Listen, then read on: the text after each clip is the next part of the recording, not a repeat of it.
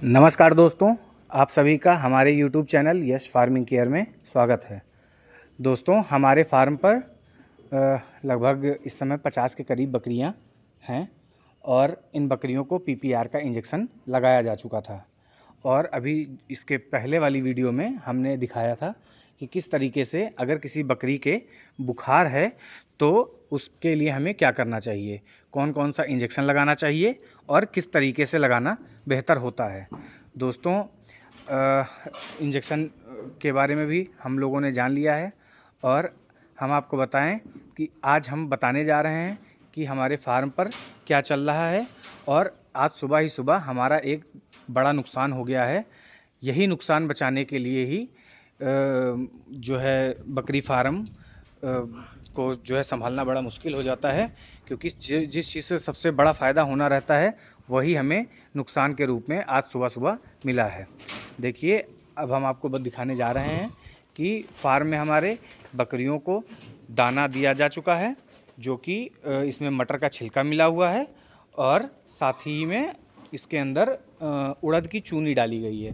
क्योंकि बारिश का मौसम है, गर्मी बहुत ज़्यादा हो नहीं रही है, तो इसमें हम लोग उड़द की चूनी डाल देते हैं तो वो इनके बॉडी का टेम्परेचर बनाए रखता है और इस तरीके से इनका पोषण भी कंप्लीट होता रहता है। दोस्तों, हमारे फार्म पे जो बच्चे हैं वो भी इस समय एकदम तंदुरुस्त हेल्दी चल रहे हैं और इनमें भी कोई ख़ास अभी समस्या नहीं है। बाकी सबसे बड़ा जो मेरा नुकसान हुआ है, अब हम उसकी तरफ बात करेंगे कि दोस्तों, हमारे फार्म में पहले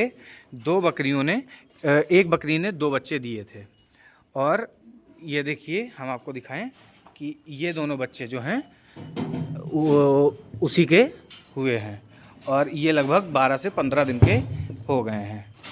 तो लगभग 12 दिन के ये बच्चे होने के साथ साथ कल एक बकरी ने बच्चा दिया है। वो एक सिंगल बच्चा हुआ है, जो ये है, इधर किनारे खड़ा है। काफ़ी तंदुरुस्त है ये और एक ही बच्चा दी है, इसलिए इससे पोषण काफ़ी अच्छे से माँ के पेट से ही मिला है। तो इस तरीके से हमारे फार्म पर ये 3 बच्चे तंदुरुस्त हो गए हैं। और अब हम इन दोनों बच्चों के ये माँ को दिखा रहे हैं कि ये बकरी अभी कल बच्चा दी है और वो वाली बकरी पहले ही बच्चा दे दी थी। लेकिन जो हमारा सबसे बड़ा नुकसान हुआ है वो ये है कि ये बकरी जो है, इस बकरी ने कल बच्चा दिया है, मतलब आज की रात में बच्चा दिया है और ये जो है लगभग 3.5 से 4 महीने की ही प्रेग्नेंट थी और समय से 1 महीना पहले इसने बच्चा दे दिया और इसलिए इसके जो दोनों बच्चे हैं वो उनकी क्या कहते हैं, मौत हो गई। ये देखिए, दोनों बच्चे जो कि समय से पहले ही पैदा हो गए थे। तो इस तरीके से ये हमारा 2 बच्चे का नुकसान भी हुआ। साथ ही में ये बकरी जो बच्चा दी है, इसकी थोड़ी सी तबीयत तो ख़राब रहती थी, लेकिन फिर भी हमने लास्ट टाइम में इसे मतलब लगभग 5 दिन पहले से ये एकदम ठीक हो गई थी। अब हम आपको बताएं कि जो बकरी फार्म का मेन फ़ायदा होता है वो यही बच्चे होते हैं।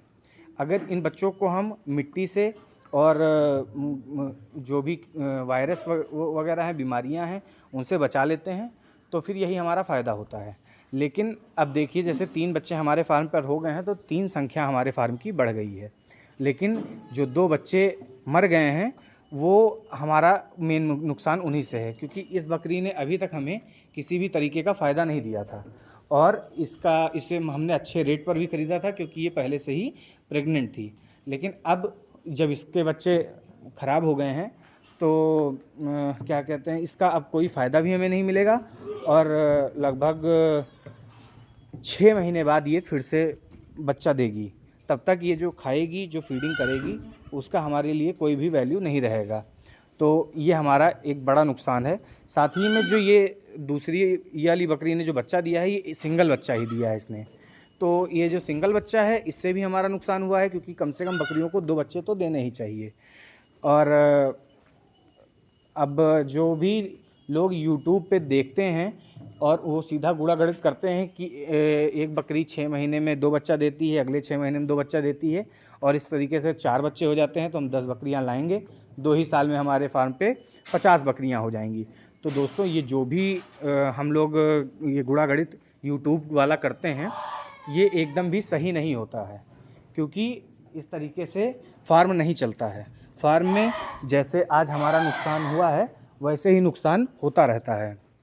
और अब ये जो बच्चा इसके नीचे अभी मरा हुआ है, ये इस नुकसान को कोई अपने यूट्यूब पे नहीं दिखाना चाहता है। हम आपको इसलिए दिखा रहे हैं क्योंकि आप भी अगर फार्मिंग करना चाहते हैं तो इस चीज़ का ध्यान रखें कि फार्म में इस तरीके से नुकसान होता रहता है। हालांकि ये कोई नई बात नहीं है, बकरियां अक्सर ऐसा करती हैं कि वो समय से पहले ही बच्चा दे देती हैं, क्योंकि ये जिसके भी साथ में रहती हैं तो आपस में लड़ाइयाँ होती रहती हैं, और जब लड़ाई करती हैं तो कभी पेट पे तेज़ अगर लग जाता है तो उसकी वजह से भी बच्चा जल्दी बाहर आ जाता है और ये हमारा बहुत बड़ा नुकसान हो जाता है। बाकी आप अब हमें हमारे फार्म पे देख सकते हैं कि सारी बकरियां जो भी हैं वो सब एकदम तंदुरुस्त हैं और लगातार खाना खा रही हैं। कोई समस्या, कोई दिक्कत फार्म में नहीं है। बस यही जो नुकसान हमारा हुआ है, ये नुकसान हमारा काफ़ी ज़्यादा है, क्योंकि अभी नया नया फार्म हमने शुरू किया था और शुरुआत में ही इस तरीके से हमारा ये नुकसान हो गया है। तो दोस्तों, इसी तरीके से ही जब भी आप फार्मिंग करने को सोचें तो जो भी फार्म के डीमेरिट्स हैं उनको ज़रूर जान लें कि कहाँ पे दिक्कत हो सकती है। ये जो गुड़ा गणित होता है 2 बच्चों का, 4 बच्चों का, इसमें क्या क्या संभावनाएं होती हैं, और अगर फार्मिंग कर रहे हैं तो जो दवाइयाँ हैं, जो बीमारियाँ हैं, उसके बारे में सही से जान लेना, ये सब हमारे लिए बहुत ज़रूरी है। हमने सोचा कि अब हमारा नुकसान हुआ है तो कम से कम ये एक्सपीरियंस हम आप सभी को भी बताएं, जिससे आप लोग भी देखकर और समझें कि फार्मिंग कितना कठिन कार्य है, और बकरी पालन खासकर जो है एक टफ़ टास्क हमारे सबके लिए होता है। जिस तरीके से इसमें मेहनत है उसी तरीके से इसमें फ़ायदा भी होता है।